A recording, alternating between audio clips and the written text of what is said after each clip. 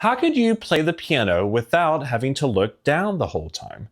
So let's do an experiment. If I were to put my hands somewhere on this keyboard, so right here, and I purposely am just going to make up something on the piano off the top of my head, but I'm not going to look down. I'm just going to stare at you the whole time, which might be a little awkward. But if I did something like this,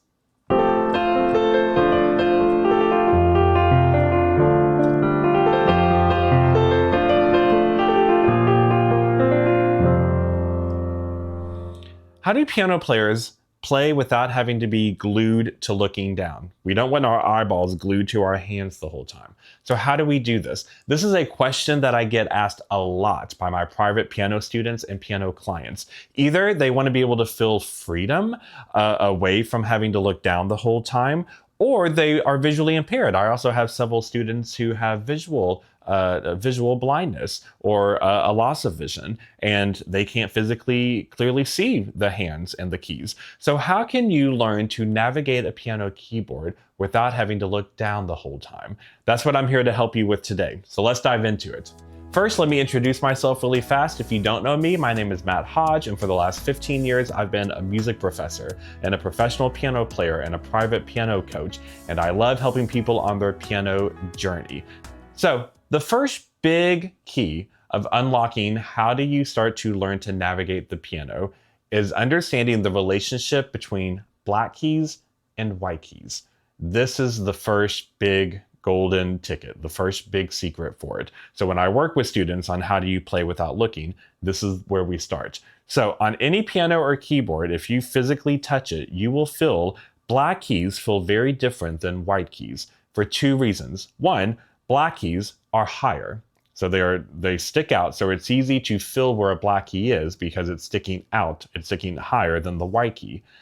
Also, the black keys are spaced in groups. They're not all even. White keys are just constant on the piano, but black keys on the piano have spacing. And notice the pattern. There is always a grouping of 2 black keys, and then 3 black keys, and then 2 black keys, and then 3 black keys, 2, 3, 2, 3. It's that same pattern.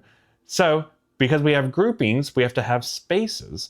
So that means when we have a group of 3 black keys, then we're going to have a space, and then a group of 2, space, group of 3, space. So this is where the magic formula is going to come in.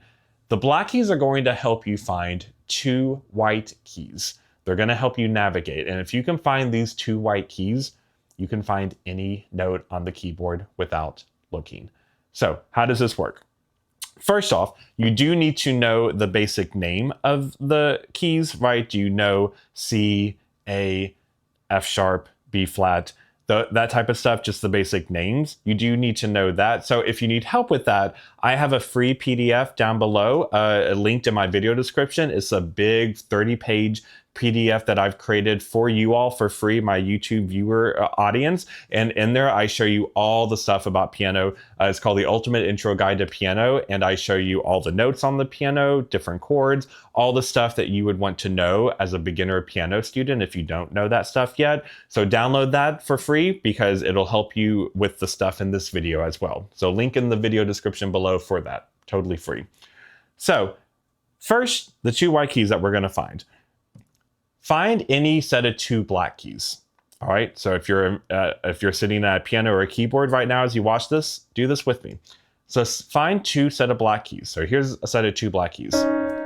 Now, feel the white note that is to the far left of the first black key. So if we have a set of 2 black keys, what white key is to the farthest left of them, right beneath them? That note is always going to be C. Every single time you find a set of 2 black keys anywhere on the piano and you go to the white key that's right to the left of it, that's C. So our music alphabet, we use the first 7 letters, A, B, C, D, E, F, G. So that's C. We're going to do the same philosophy with a set of 3 black keys. Anytime you find a set of 3 black keys together on the piano, if you do the same philosophy of we'll go to the white key that's just right to the left of it. You just like fall down into it. If it's 3 black keys, that white note is always going to be F. So we have C and F. these are going to be our two North Stars for the piano. So practice this. If I said, play me a C on piano, well, you just have to be able to physically feel, okay, here's 3 black keys, here's 2 black keys, 3, 2. You're going to go where you can feel 2. And then, okay, here's 2. I'm going to fall down into the white key that's just right before it, right to the left. Boom, that's a C. If I said, find me an F note, play me F, you find any set of 3 black keys. Try to fill, can you fill where there's 3 black keys together? Once there's 3 black keys together, then same philosophy. You're going to fall down to the white note that's just right next to it, right to the left, right before it. And that's going to be F. If you can find C and F, you can find any note. Because first off, the white keys. White keys go C, D, E, F, G, A, B, C. So in the music alphabet, we use the first 7 letters of the English alphabet, A, B, C, D, E, F, G. But in the alphabet, A is the most important note because that's the first letter. But in music and on piano, we sort of use C like A. We kind of start with C. So a C major scale, for example, is usually the very first scale that anyone learns. We kind of use C as a home base. C, D, E, F, G. And once you get to G, then you just go back to A. A, B, C, D, blah, blah, blah. So if you're going to the right on the piano or going up on the piano, then you're saying the alphabet forwards. C, D, E, F, G. Loop back to A, B, C, D, E, F, G, so on and so on. If you're going to the left on the piano, so the opposite, you're going down on the piano, then you have to say the alphabet backwards. So C, B, A. Once you get to A, you loop to G, G, F, E, D, C. So if that's tricky for you, again, that PDF I have for free to download will really help you with that. And you can even also just on a piece of paper in front of you, write A, B, C, D, E, F, G. And then just know that when I go up the piano, I'm reading the alphabet correctly. I'm reading those letters the normal way, forwards. When I go to the left on the piano, I'm reading them backwards. So that means if I said, play me an E on the piano, well, if you don't know where an E is, we're just going to use our 2 North Stars. So you choose one. So let's say you find 2 black keys. Okay, then, what's the white key that's right next to the 2 black keys? That's our C. Then you just work your way up. If I said play E, E as an elephant, well, if you know where C is, then you just visualize that alphabet, A, B, C, D, E, F, G. So C, D, E. Boom. Because you're just going up and down the white keys as you do the letters of the alphabet. Or you could find F and then work backwards, right? It just depends on which goalpost you want to use. Either goalpost works to find any white key. So if you wanted to use F instead, here's 3 black keys. I find F, the white key right next to it on the left. Matt said E, so if I see A, B, C, D, E, F, G, E is right before F, so if this is F, E. Either way, so there's not a right or a wrong answer in terms of, well, which note should I use as my goalpost, C or F? Either one works, because they both are going to be close to whatever white key you're trying to find. So let's do another one. If I said, play me an A on the piano, figure out how you would do that, okay? So test yourself. Pause the video, try to find an A, and then unpause the video. So pause now. Okay, how did you do? Can you find an A, and can you do it without looking? So you first figure out, okay, here's black keys. Okay, where do I fill spaces? Where can I fill sets of 3, sets of 2, right? So let's say you went with the set of 2. Set of 2, and then I fall back into the white key that's right next to it. So that's C, but Matt said A. So I can either go up to A, work up to A. So C, D, E, F, G, goes back to A. Or you can start on C and then go backwards. C, B, A. Either way, it's just using the white notes as a map, a road. You're going up and down. Or if you had found 3 black keys, so it's like, okay, I got 3 black keys. How can I find A from here. So I have 3 black keys. F is the goalpost for this one. So I'm going to lean down into F, that white key. Then I'm here on F, so then I can build up to A. If this is F, then G, A.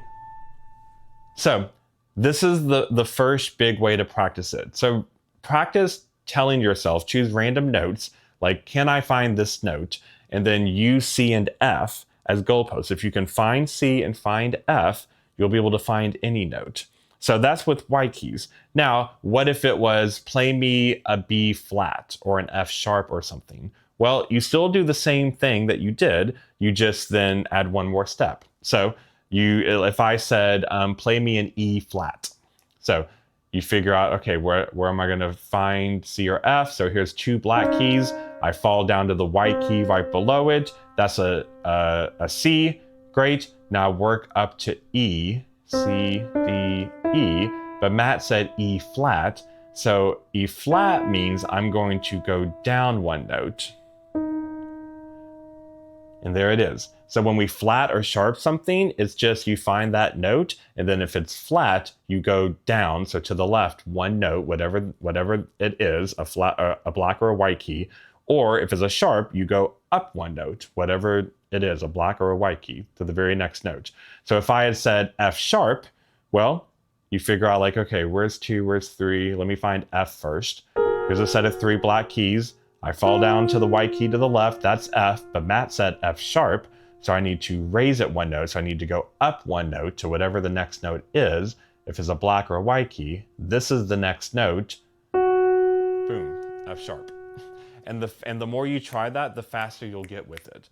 Then once you can find 1 note at a time, then you can start to build chords, because as long as you know chords, right? If I know, for example, a C major chord is C, E, G, well then I just figure it out, right? I find C first, I see the 2 black keys, fall down, boom, there's C. Well, I know it's C, E, G, so I just keep my fingers in place and I build it. C, D, E, F, G. Oh, there's a C major chord. Right? So again, that document that I have, that free PDF, that also shows you and helps you with what notes are in chords, but it's just practicing using the map, using the keyboard as like a map. Now, if you're not used to that, it can take a while at first and it can be annoying, but if you do it a little bit every day, it's like learning a new language. You will get quicker and faster at it. So eventually, you'll be able to start to fill, and as long as you have goalposts, so if I know my fingers right here are on F, then I know I can start to fiddle around with it, because I can fill, oh, if that's F, then that's an F major chord. Oh, and then if that's F, then D would be down here. And if I want a D minor chord, that could be that. And you start to just learn to navigate it. And then the more you do it, the quicker you do it, until you're able to really kind of feel stuff and then